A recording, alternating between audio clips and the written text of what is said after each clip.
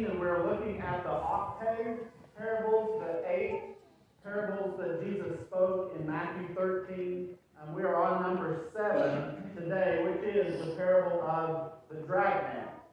And if you recall from last week's message, Jesus has sent the multitudes away. The first 4 parables were spoken to the multitudes. Now he has sent them away, and he is in a private house with his close disciples. And last week's 2 parables, the hidden treasure, the pearl of great price, along with today and next Lord's Day, were spoken directly to his disciples in this more intimate setting, in this house. He tells them those parables, and today we're going to look at the parable of the dragnet in Matthew chapter 13. Starting with verse 47, it says again. So we see that the parables were tied together.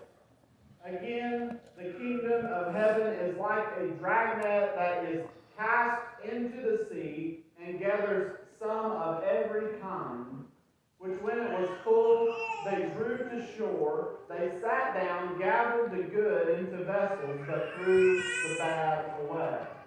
That's the earthly side of the parallel truth. Now let's look at the heavenly side. Jesus tells his disciples in verse 49, "So it will be at the end of the age, the angels will come forth, separate the wicked from among the just, and cast them into the furnace of fire. There will be wailing and gnashing of teeth." So again, this is another quality of what the kingdom of heaven or the church will be like. This is what Jesus is announcing that the kingdom is going to be like. This is a quality among the kingdom. It is like the process. Okay, it's not a dragnet or boat or sea. It's like the process of a dragnet being cast into the sea, which collects all kinds of fish, and it is pulled in after a time. The good fish are kept, the bad fish are thrown away. Now, somebody tell me, we just said this, so it's an easy answer for you to get a gold star. Who is Jesus talking to when he specifically says this? His close disciples, okay? Can anyone give me, if you want 2 gold stars, can anybody give me some of these men's names? Matthew? Mark. Okay, Paul's not there yet. Mark? Luke? John? James? Okay, so Peter, do you remember Peter's brother's name? Andrew. No, Simon was Peter. Yeah. Unless they were twins. I don't know. No. Okay, so let's look at those. You want to know what's significant about 4 of the names that you just gave me? Peter, Andrew, James, and John. You know what's significant about them when we think about this parable? They were brothers, but Jesus had literally called the 4 of them out of boats on the sea from fishing for fish to a life of fishing for men. Okay? So 4 of these men that they are talking to, at least 4 of them, notice very well what Jesus is speaking of. Look at Matthew 4, verse 18 through 22. This is where it happened.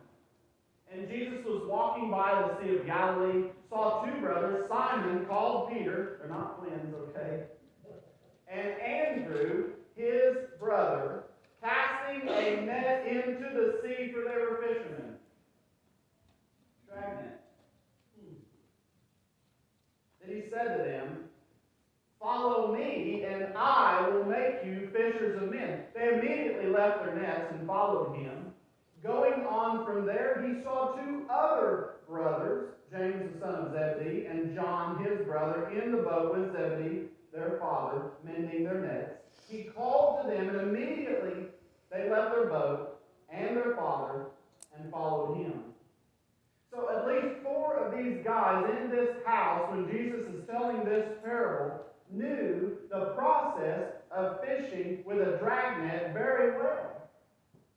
And so in like manner of some of the other things, Jesus takes something that is very well known, common knowledge to the people that he is speaking to, and he uses that to teach them a heavenly truth. That is to help them to understand his point in telling the parable in the first place. But before we get into that, let's look at what we have in this parable. We have some people in a boat on the sea, and let's just use Peter, Andrew, James, and John. Okay? Let's just say we've got Peter, Andrew, James, and John in a boat on the sea, because we know that they did this. So they cast the net into the sea and drag it behind the boat for some period of time. Alright? While this is happening, there are all sorts of fish in the sea. If you've ever broke up with somebody, you've heard that before. I always think about that each time. But there are all sorts of fish in the sea, okay? When they cast this net, all sorts of fish in the sea. Some of the fish are outside during the drag time. During this time, many swim into the net. Some swim out of the net that were in the net at one point. Some fish see the net and they swim away. Then after a long period of time, the net gets full and it is pulled in, taking the fish out of the sea. The bad fish are separated from the good. And in many cases, the bad were just thrown onto the shore to die. I mean, they didn't want to catch them again the next day. They'd rather fill the net with some good fish that they could sell and get money on.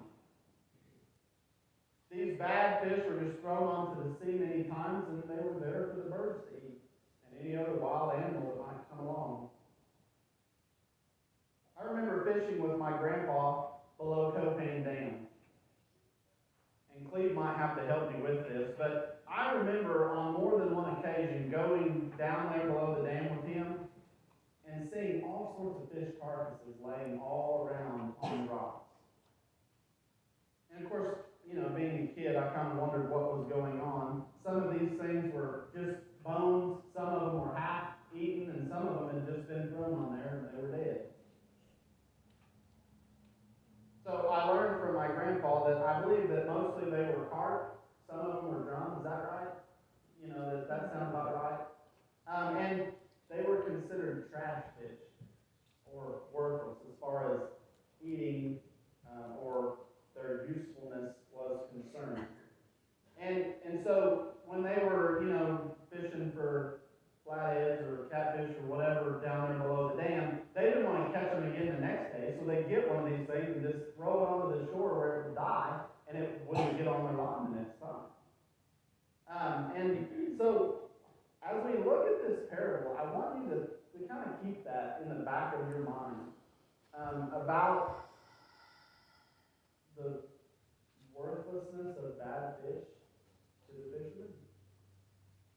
Think about that. I think there's a definite meaning behind throwing the bad fish away in the context of this parable. So Jesus goes on to tell that about these later characters in there, and he somewhat explains the heavenly meaning behind the parable.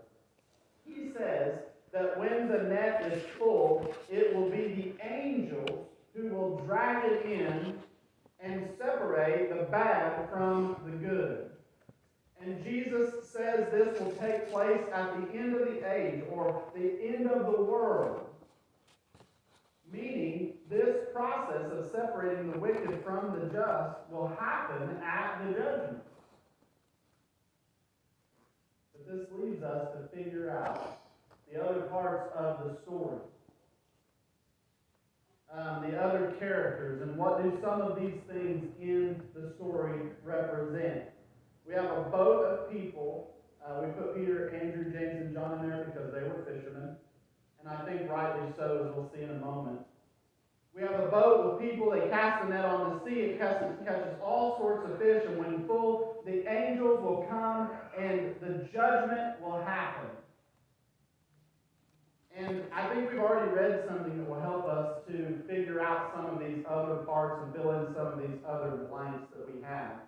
First of all, who did Jesus directly call out of fishing boats to follow him?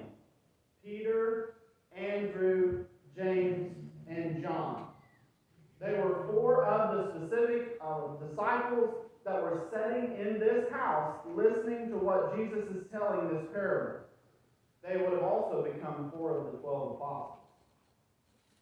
And I believe that the 12 apostles represent those in the boat that cast the net onto the sea. But before we go to the net, before we go to the sea, what did Jesus tell Peter, Andrew, James, and John he would make them into? Fishers of men. He called them from being fishermen to being fishers of men. Matthew 4:19. Then he said to them, "Follow me, and I will make you fishers of men." So they were the fishermen who cast the net. And what were they fishing for? Men, people, mankind. All of these fish in the sea represent people, just like in the parable of the sower, in the parable of the wheat and tares, in the parable of the mustard seed and the hidden treasure and the pearl of great price. The main object in all 8 of these parables in Matthew 13, the main object is people. Mankind. The world, it's often referred to as. Some good and some bad. And pretty much each one of the parables. So let's go to the end of Mark, and let's look and see that we'll see this in, among other things, in Mark 16:14. We talk about the people, that the disciples were to fish for men, or mankind. Matthew 16, verse 14 says, "Later he appeared to the 11 as they sat at the table." Okay, that's the 12 apostles minus Judas, because he had already taken his life. And he rebuked their unbelief and hardness of heart, because they did not believe those who had seen him after he had risen. But here's what we're looking at. He said to them, "Go into all the world and preach the gospel to every creature. He who believes and is baptized will be saved, but he who does not believe will be condemned." So Jesus is speaking to 11 of the 12 apostles. Judas has already taken his life. Matthias hasn't been chosen yet. And Paul comes into the picture later. Notice where Jesus told them to go fishing. Go into all the world. Go to all mankind. So the sea represents what? Again, it represents the world, right? Go out on the sea, whatever he is using as his earthly illustration of this heavenly truth, in this case it's the sea and the net and the boat and the fishermen, that represents, the sea represents the world. And look at what it says. Who were they to go and preach to? Well, let's see. Go into all the world. The sea represents the world, just like the fields did in the other parables. And what were these fishermen to use or to preach? The gospel. And whom were they to preach it to? Every creature. Go to the sea, cast the net into the sea, where it can gather all sorts of people. They were preachers. They were fishers of men. What was the net? What were they using to catch these men in a good way?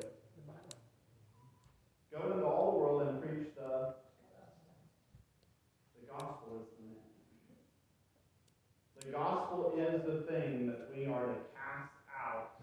It's the seed that is to be sown, the Word of God.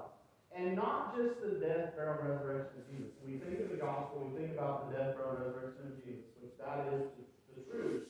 But when we look at this, what we need to be preaching is not only the death, burial, and resurrection of Jesus Christ, but it's all of what Jesus has done. It's all of the good news, which involves what we, and includes what we are to do to take part in what Jesus has done. So that is the gospel, and that is the net. It is the good news of Jesus Christ. It is what they were to cast upon the sea of the world and catch all sorts of men for the master. And by the way, by catch, I really don't like that. We're talking about fishing, so I'm using it. But when you think of catch, don't think of trapping people into the church. Ooh, we got them, lock the doors, they're in here now. Okay, no, that's not how it works. In Calvin's story, that's how it works. But here, it's not. He was wrong in that way. It is wrong. Think of the net being out there for the fish to swim in. They can swim into it if they want. The net's out there. And this net is a good thing, unlike, a net for fish, for aquafish. It's not really a good thing for the fish, but in this case, it is a good thing for them to go in. That's the one main difference in this parable. You have to be careful not to try to take this too far, because it could point to something bad when that's not the intention.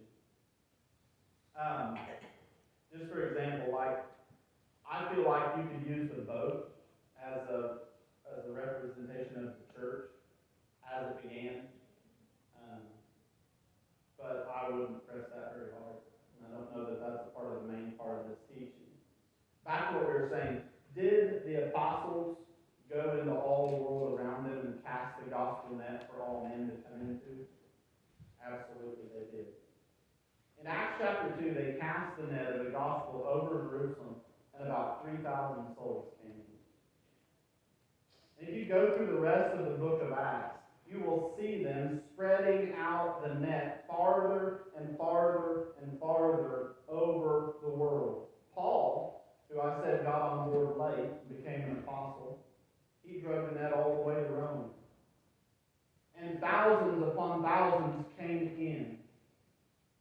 Then we have their writings today in the New Testament. And they are literally all over the world. So in the parable, the sea represents the world, the net's the gospel. Those who cast the net onto the sea, initially that represented the apostles. The very men whom Jesus spoke this parable to inside that house. The fish inside the net represent people who have come to Christ by hearing and believing the gospel. But here's the kicker. That's all fairly simple. This is the thing you might not be expecting.